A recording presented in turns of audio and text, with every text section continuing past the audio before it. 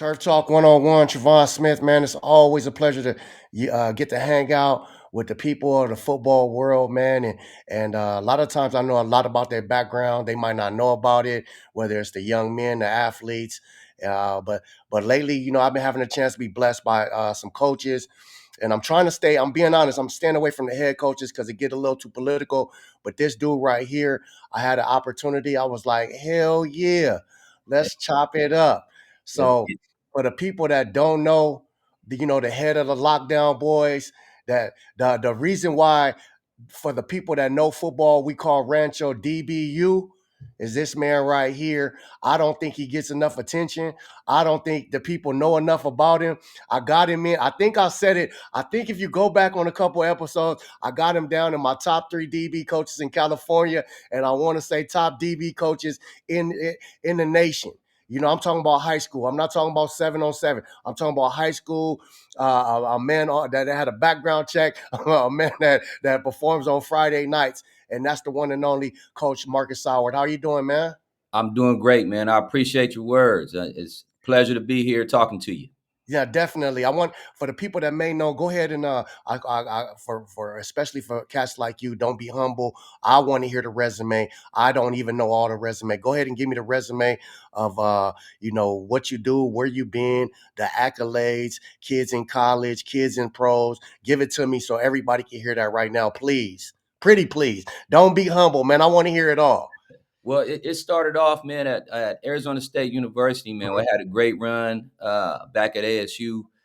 Played for the Rose Bowl team with some great guys, Jake Plummer, Keith Poole, some legendary guys, man, that went on to play some great ball, played in the league, and just great human beings. So it started off from there, man. Playing in the Rose Bowl was a great opportunity.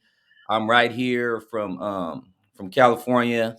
Grew up in San Bernardino, and that was just huge for my life, man. Um, transitioning from the west side of San Bernardino to Mhm. Arizona State San Bernardino, man. Arizona State University. That was just a huge thing in my life, and I had it real hard. To be blessed to go there and play, graduate, and finish with the Rose Bowl team. That's pretty much where it all started. And Okay. then after that, man, I played some with the Bears. I signed free agent with the Bears. Also played a little bit in Canada from Montreal to Alouettes. And they don't get paid a lot in Canada, man. And after that, I remember calling my grandmother and just telling her I'm ready to go home and coach some ball and teach seventh grade. So that's where it all started. I've been a head coach for some years. After I left AB Miller, I called Coach Bias, man, and I've been at Rancho since 2013, and that's where it all cracked off. I, I want people to listen to that. It's 2025 and he's been at Rancho since 2013. And for the people that may not keep up with it, I'll go ahead and say it's been a flurry of coaches. So for them to keep you, that says something. But go ahead, brother. Yeah, so starting off in 2013, man, we started off with Coach Bias, and we got a good thing going, a good coaching staff, and honestly, the L boys, the lockdown boys, that was something Thomas Graham and the guys started in 2016. Wait, Um, hold on, I just want you to know I'll be with one of my favorite DB corps that you had, Jalen Red, Thomas Graham, and Hall back there, right? oh yeah, that's I'm pretty. just letting you know. I pay attention. Go ahead, though. Yeah, D Hall, man, Thomas Graham, Jay Red, man, those are some like legendary guys. I call Yeah. those guys like they can make statues of those guys. Man, That, they that they was one of my favorite DB cores that I seen out there. I was like, this got to be one of the top 5 DB cores in the nation. That's just my opinion. My bad, brother, for interrupting you. oh definitely. I think I read a publication. We were ranked like number 2 in the country. Mm. Way back then, but behind a school in Detroit in one of the publications I read, and that's pretty much what set the tone for everything moving forward. L Boys were born in 2016. Okay. Okay, and it's continued. Go ahead, brother. I want to hear it all because right now we're in 2016. Coach Bias, which I was a fan of Coach Bias. He went on to Etowanda, then retired or whatnot. But go ahead, I'm listening to you, boss. Yeah, Coach Bias, great coach, man, great person. Learned a lot under Coach Bias, and he let us do our thing. He let us coach. He let us get after it. We brought a lot of collegiate and pro type experience to the program. And it's L Boys is pretty much made up of guys that work hard, man. And that's the thing that makes everything go is the work ethic and the grind, man. We grinders. You got guys that want to stay out to practice and work, stuff like that. So it's pretty much based on that, man. It's not all talent. Those guys are grinders, they're hard workers, attention to detail, and they set the tone from there. So pretty much Okay. every group thereafter, they want some of that success. That's just how our guys are every year. And that's where exactly where I'm trying to take that. There's a couple things I have to write a couple things down just because, and I usually don't have to do that, but there's a couple things that I want to cover for sure. What is the common denominator of the lockdown boys? Something when you step on that campus and you say you want to be a DB, there's other coaches say, "Are you sure?" Because you know what goes with that when you play with Rancho. Right. So I would think the common denominator, to be honest, is there's some high expectations. So as soon as you step on the field, you know that there's guys that have been there before and they've done that, and you're stepping in some big shoes. And to be honest, when kids walk on campus, and I talk to them about that, do you want to be great? Not Mhm, just being good or being pretty good. Do you want to be a great one? And we sit in the meeting room and talk about that, and kids take that on. We got a secondary group this year. You know, they got a chance to be great, mhm, and they met TG. They talked to him at the camp, and those guys want to be good or better than that group. mhm. And their thing is, if I don't reach that, I'm gonna go out swinging. I'm gonna go out trying. But my goal is to be as good or better than that group. It's like they're measuring themselves against that greatness, and people come in and challenge themselves. It's just the expectation. To be honest about it, being a common denominator. Yes, sir.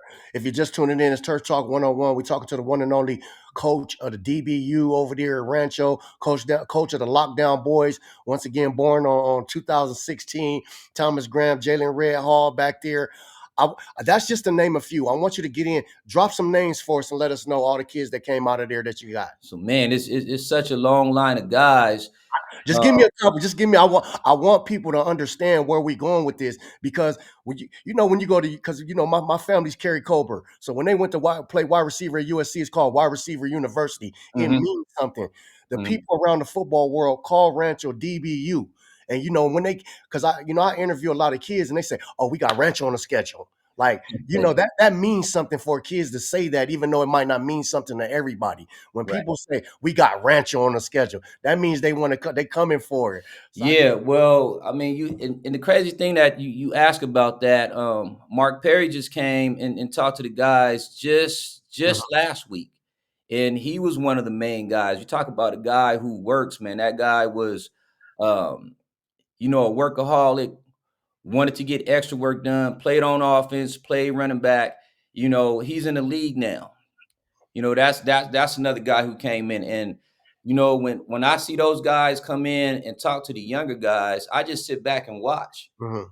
and they're literally talking to the young guys about stuff that we instilled in them. Yeah, And that was just a few days ago when yeah. MP, those guys came in and talked, and it's just a beautiful thing, man, to see what you put in. It resonated. And then for them to come in and talk about the same type of principles to the DBs coming out now, man, that's just something I love to see. And that's something that I do know you guys do is you guys are big on bringing your alumni back to speaking to the forefront of the future of Rancho, letting you know this is the groundwork, this is where you come from, and there's high expectations when you play at Rancho. But DB, don't come over here and just think you just gonna get no matter who your daddy is or whatever, you got to come over here and ball at DB especially. Definitely, definitely. And you know, it's a trip thinking about the guys who have come in, and signed, and just seeing guys go to the NFL and stuff like that, man. And it's I'm a humble guy. It's not for me beating my chest and Yeah. raising my arms and saying I'm all that, man. I like seeing kids succeed. I told you, man, I'm a guy who I was raised up tough. Yeah. And just growing up how I did, man, I literally promised myself I'm gonna come back and give back because living the life I live, man, I actually lost friends out there, man. And just growing up in the time we were growing up in where gangbanging was at its height. Hmm. And I lost some friends, man. I kind of promised myself that when I got out of college, stop playing ball, I was gonna come back to the community and give back, man. And I made a promise to myself. I know a little bit about that about you, but I didn't know in detail like that because most people nowadays are rah rah. I did this, I did that, I did this, and I'd be like, Soward's not one of those guys. So when I had the opportunity, we came around Coach Graham and said, let's do it. I was like, hell yeah, let's run it because I know who you are. I've been to Thursday night games with you scouting for the next week. Yeah, definitely. And that's things that you do like that. I want to ask you a couple personal questions. Does it frustrate you because you're not a rah rah guy that people don't really look at your resume or know exactly what you bring to the table? Or are you just comfortable with yourself like it is what it is? People know what I do. Yeah, I'm more comfortable with myself. And again, man, it's not about how many kids Hmm. um that we got out at Rancho, how many kids I helped get out. To me, I like seeing kids succeed, man. I like seeing kids go to the next level. And that's what helps me get sleep. When MP came back, when Mark Perry came back, that kid was just in our backyard doing some drills. This is a kid in the NFL now. Yeah, You got to be excited for a kid like that who moves on to a great future, becomes a great productive citizen in the community, and that's the gas to the car, man. Seeing kids do well, that's what it's all about. It ain't about beating your chest and doing whatnot. definitely. All right, man. It's always a pleasure, man. We hanging out with the one and only coach of the DBU over there, Marcus Soward. I have just one question because I know the Rancho staff pretty well. And everybody's so sworn in on Rancho. And I know different head coaches come, different head coaches go, but that core guys always stay. What's that all about? I think, man, to be honest, myself, Coach Dub, Coach Graham, some of the guys, man, Coach Ofa, some of the guys who've been there, man, and remain intact. Just to be real with you, and it's not even just the coaches. Yeah, It's a family oriented environment over at Rancho, man. We real close. These is guys that, man, I go over to their house, I could eat dinner, and yeah, watch a football game and just hang out. Man, you talk about it's what we call our soldier guys, our day ones. yeah, And those guys, man, you would go in a dark alley for. yeah, Shoot, I mean, they can call me at 3 in the morning, like, Coach, I'm in a dark alley. Come over here and support me, man. I'm going. I ain't asking no questions and none of yeah, that stuff, man. Those are my brothers. yeah, So it's a really tight family oriented environment over there. That we got put down, and again, not just with the coaches, but yeah, with the kids as well, man. We more like we're players, coaches. yeah, Real tight with our kids. I kind of see myself. I'm trying to, look for the right words, man. Like a second father. yeah, yeah. You know what I mean? And you know what I mean? So it's so close of an environment over there, man. It's unreal. We honestly like a family, and it's not a lot of staffs that's like that. I've been on some other staffs, but it's a special staff. And I totally agree. I come over there before pregame, I hang out, and then when that door closed and the coaches go in their room, y'all get serious. I was Definitely. like, okay, it's game time because they turned it on. Yep. Nobody laughing no more, nobody snacking there or whatever no more. I want to talk a little bit about I want to go back to you real quick. If you were playing in this day and age with these NILs, talk to the difference between playing now and then playing back when you played because you was balling out then. But nowadays, it's like the NIL. What is all that? Would that confuse you, or what's going on in these kids' minds? What can you because you played at a high level? And I think, man, it might have been tough for me. That it might be something I would have to get used to because, like I said, man, I was really hungry to make it out the neighborhood, man, and be a productive person. We grew up in some hard times, man. So I think it was a lot of it was about humility, working hard, man, and just trying to make yourself better. Mm, We were competitors, and when this NIL stuff came in, the money came in. I mean, it's cool, but I'm a character guy, man, and the money is a good thing, and people should be compensated for what they do. Hmm. But I got to go back to my roots, man. I'm all about character. I'm all about making the right decisions, being positive, and trying to make yourself a better human being. So with the money coming in, man, it might have been hard for me because I wasn't about that. I grew up tough. I grew up in some hard times, and it was all about getting better, man, and trying to make yourself productive. I wasn't really tripping off, someday I want to be a millionaire and all that. That Yeah, that yeah, was my focus. It yeah. really wasn't my focus, but I guess I would have to acclimate to it and get used to it, man, in this day and time. But I wasn't never really about that. It's always been about character, and that it's always going to be that way. That's not going to change with me. Okay. And I think that's something people will see as through the interview. Because I mean, you can only fake the funk for a couple seconds, and then Exactly. your true personality comes out. I Right. think people, the personality that everybody's seeing right now is the personality he really is. I've been around the man, and just sitting in the background, so I definitely know that's your personality. I want to get into a little bit about Rancho. Like, I see Rancho always got talent, man. Rancho got the coaching staff, it got everything. What do Rancho need to get over that hump? Because I'm tired of Rancho. You know what I'm saying? I'm just being honest with you. I'm tired of Rancho like going down in the first round. I'm like, Rancho need to win it all. Rancho need to win a division. I mean, not only their division, because the baseline league, in my opinion, is one of the hardest divisions in SoCal, if not, saying California, because it's always stacked. But I'm like, damn, I want to see Rancho win. Right. And that's something that we talk about. We talk about winning it all and making that happen. And with the leadership we have, going into this year, and I didn't really bring that up, man, because it's kind of like a sleeping giant type of a Yeah, thing, man. I But got you. I got you. but this year, man, the leadership that we have, going into the season, um, to me, that's what's going to take you over the top, man. And this is a year where we have some great leadership, some great guys coming back. It's like we feel like our leaders, man, they preaching the same messages as coaches. And I've seen a group of leaders, but this year's group of leaders is special. And I'm gonna just say this: we got a shot this year to do some great things. I'm gonna leave it at that. But to answer your question, leadership is what's gonna take us over the top, and that's Okay. something that we really got in there cooking right now. I got you, and I see it every year as far as the talent. I see it as far as the coaching staff. I like Coach Pierce, what he's going to bring to the table as well. I'm gonna go on record and say something. I know I'm gonna get a lot of pushback about, but there's always a winner and loser in every game. And I'm gonna go on record. I got you guys beating Centennial this year. I got you guys. I don't look. I ain't asking for no comment. Like I'm not asking, no for no press or nothing like that. I'm just letting you know I got y'all beating Centennial this year. So I'm gonna go on record and say that, and I'm gonna get some pushback from Coach Jackson and everybody over there at Centennial.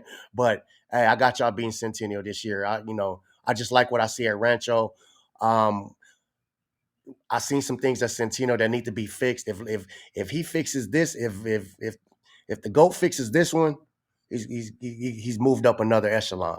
But I got Rancho beating Centennial this year, so I'm gonna let the boys know. I hope they see this. Yeah, Coach Logan does a great job over there, man. And Justin Lewis, Jay Lou, he was yeah, over there, man, and he's with us now. Special kid. yeah, It's gonna be a special game, and we take things one game at a time. We're not looking forward, looking yeah. ahead or anything like that. But I know just with him being from over there, and that's my guy. Jay Lou is a great player. Just committed to UCLA. Speaking of another guy that Yeah. that's An- getting ready to move on. Another one from DBU. Another one, man. And like I said, a special kid, special player. He's tall, he's rangy. Jay Lou got a chance to do some great things, man. I look forward to seeing him play, and not just the Centennial game, but all the games, Yeah, man. all the games definitely, but I wanted the Rancho kids to know, like I think they got something special to do this year, and I think that's gonna start it off before y'all hit the league. Well, just look at it, man. You talk about great players with RJ, going early out to Yeah, school. reclassifying. Yeah, he reclassifying and going out to school, man, and that was a hit. Mm, But just to know that, you got kids like Jay Lou, like Justin Lewis. He's taking over the secondary now Yeah. because RJ is moving on, man, and that's our senior leader. Speaking of great leaders, and like I said, man, we just passed the torch, and I So know Jay Lou gonna do a great job. for the people paying attention, remember this: we went from 2016 to one of the nationally ranked, second ranked in the nation. To on one side we had RJ USC, and we got Jay Lou from UCLA. So just think what they could have had as RJ reclassified, so he's going to USC early. So it's Jay Lou back there, but they'll pick it up. Definitely. Oh, I don't even have to know what's going on. I know they'll pick it up. Definitely, definitely, and that's what I'm saying. You got a guy of that caliber who moves on, for us not to miss a beat. Yeah. You know, with one of the greatest corners in the state moving on, and maybe even in the country moving on. You know, and I talked to Jay Lou about it. I talked to him about taking over. I talked to him about being a great leader for us, moving on. I know receivers gonna be going at him. We've had talks about that, but he's not tripping, man. He's accepted the challenge, and honestly, with us losing RJ, we not gonna miss a beat. I'm not worried about that. Okay. And that's one of the great leaders I was just talking about with Jay Lou. He gonna do fine. I'm gonna end it with this one. Where do you see yourself at the next couple of years? Still at Rancho, or is that something to be determined? You let life come as it come. Shoot, man, I see myself at RC, man. I told you Okay. it's one of the greatest coaching environments I've ever been around. My coaching, the coaching staff, man, we close, we like family. I don't see myself going nowhere. Okay. And we got goals. You know, we want to win the whole thing. We want to do some great things, and it's just a special environment in which to do that. I don't see myself going nowhere. To keep it honest with you. Okay, man. I appreciate you hanging out with us on Saturday morning, man. I know you got a busy schedule. Hey, Turf Talk 101. We talking to the head of the Lockdown Boys, the head of DBU over there, cornerback and all the cornerback of all cornerback coaches. Like I said, I went on record before. Some people give me pushback. It don't matter to me, man. I got them top three in California, top 10 in the nation, and that's only because I don't know all the names. Once again, I'm talking about high school coaches, not 707, all this other stuff that people put their own accolades on, and that's no disrespect to nobody. I'm talking about as far as this one man is one of the greatest to ever do it, Coach DB's out there, and I appreciate you for hanging out with us today. Man, I appreciate the love, man. Go Cougars.